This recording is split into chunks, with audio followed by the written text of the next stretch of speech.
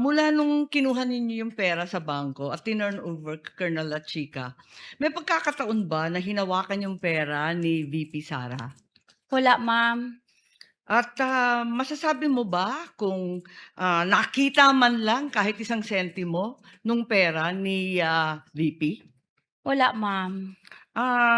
Puwede mo bang sabihin o alam kung kinuha, inangkin, inagaw ni VP kahit isang sentimo nitong confidential funds na 'to?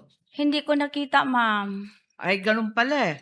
Pero ang alam ko, kanina sinabi mo yung liquidation and supporting documents, ito ang responsibilidad ninyo na iprepara yung mga dokumento para sa, COA at, sa mga opisyal. Tama po ba?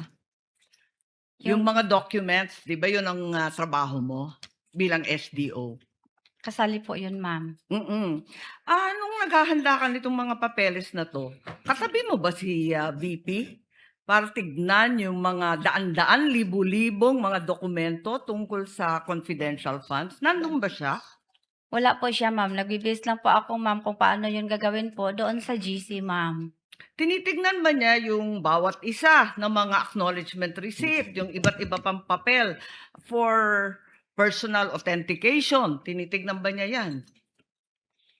Basta, ma'am, yung mga acknowledgement receipt, ma'am, galing po yun kay security officer, ma'am, at binigay po niya sa akin, ma'am.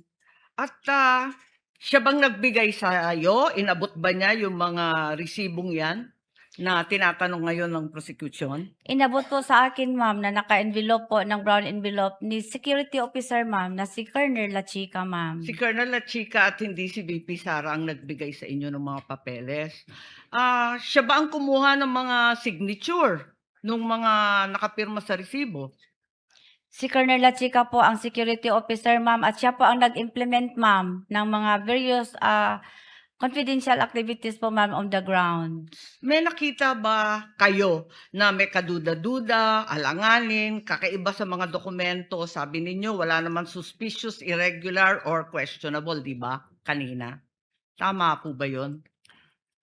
Doon sa mga dokumento wala ka naman nakita na, findings na may suspicious, irregular, o questionable, di ba? May ano po lang yun, ma'am, yung mga walang name, walang pirma, walang date, at bini-verify ko po yun kay security officer po, ma'am, na si Colonel La Chica. Pinuno ninyo 'to at tinama. Yun ba at, masasabi ba ninyo na alam ni VP Sara na may depekto? Alam ba niya na may kakulangan, may pagkamali sa mga supporting documents o hindi? Wala akong alam, ma'am.